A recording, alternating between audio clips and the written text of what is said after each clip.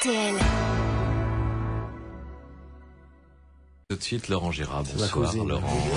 Je le savais. Bonsoir. Voici donc le Grand Giron, Laurent Gérard, Jean-Jacques Perroni avec Caroline Alexis. Le grand sujet qui, depuis 2 jours, met en ébullition la rédaction de RTL, c'est l'étude sur les nouveaux comportements sexuels des Français. Nous avons interrogé certaines personnalités à ce sujet. À tout seigneur, tout honneur, Monsieur le Président.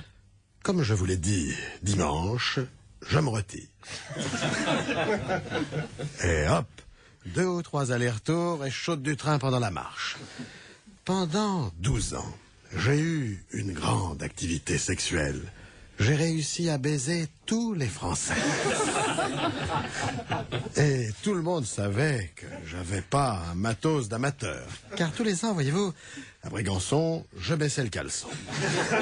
Et je faisais prendre l'air à Popol. Ce qui a donné l'idée à Louis Baudin, le Confucius de RTL, d'inventer ce proverbe estival pour les jours ensoleillés. Chirac à Brégançon, zézette au balcon.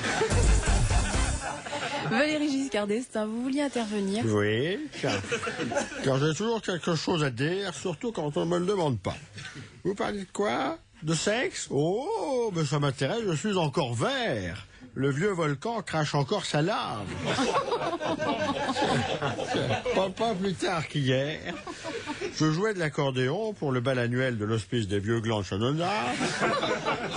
Je jouais mon petit air, un pot pourri inspiré de Jean Ségurel, qui allait du Retour des Hirondelles à Elgato-Montès en passant par Bruyères corrézienne.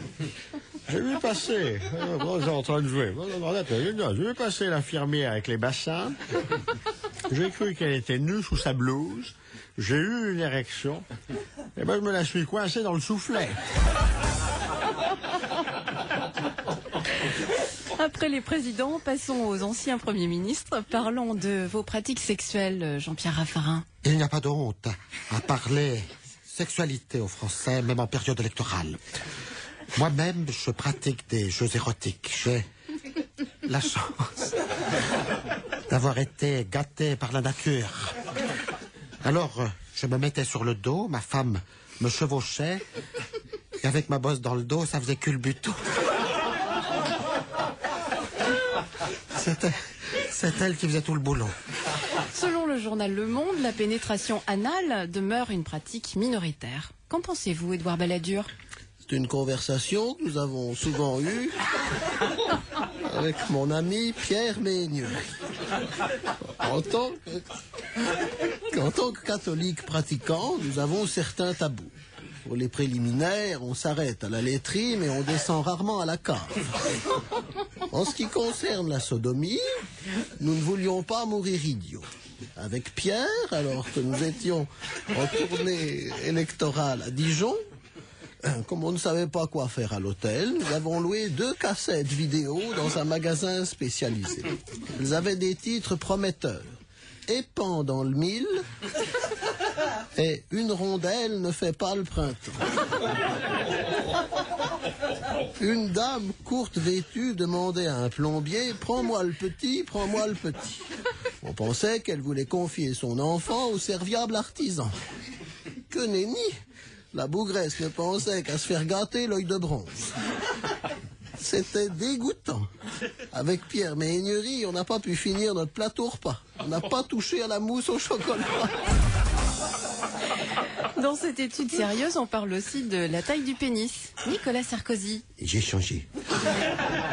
Et si la taille du pénis est proportionnelle à la taille du monsieur, vous voyez où je veux en venir, hein?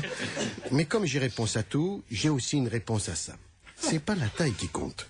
Parce que essayez de vous gratter l'oreille. Ça va quand même mieux avec l'auriculaire qu'avec le pouce. Vous avez un avis sur la question, François Bayrou? Je crois qu'il faut arrêter de bipolariser le testicule droit du testicule gauche. Moi, je fais fonctionner les deux en même temps et j'envoie tout dans le centre. On parle également dans cette étude de la sexualité des seniors. Ça se passe comment au lit, Jean-Marie Le Pen? Sehr gut, wunderbar, wunderbar. Tout le monde peut vous le dire, en tant que président du Front National, je ne suis pas le dernier à dresser les couleurs, n'est-ce pas? Et Jeannie peut vous le dire également, la hampe est encore vigoureuse. À nos âges, pour nos ébats vespéraux, nous avons, je dois l'avouer, recours à quelques accessoires afin de pimenter un peu notre vie sexuelle. Ma Jeannie est toute excitée quand je sors de la salle de bain, nu comme un verre de gris, avec mon casque à pointe sur la tête. Elle le sait que je vais la prendre à la hussarde. Et là, elle se fait lascive, chienne fidèle. Lascive, chienne fidèle, hein? Et me demande tout de go en haletant, tire-moi les cheveux et dis-moi des gros mots, grand fou. Mais avant toute chose, et pour respecter les volontés du bon pape Benoît XVI, nous faisons les préliminaires en latin. Je lui susurre des cochonneries à l'oreille dans la langue de Virgile. Cunilingus clitoris penis anus. Et croyez-moi, quand je m'active à l'entresol, elle s'aperçoit que le latin n'est pas une langue morte. La finesse du jour. Oui, il fallait bien finir par une finesse. Ça se mange sans fin. Oh, c'est pas... Qui est pire On n'a que- pas parlé hier. Alors, la finesse du jour, trouvée dans Point de vue, sous le titre René Lalique, l'inventeur du bijou moderne, à ne pas confondre avec René Lacolique, inventeur de la chiasse contemporaine. C'est ce qu'on disait, le grand juron de Laurent Gérard et Jean-Jacques Perroni. Rediffusion des meilleurs moments demain, juste avant 9h30. Et prochain épisode demain, évidemment, 18h30 sur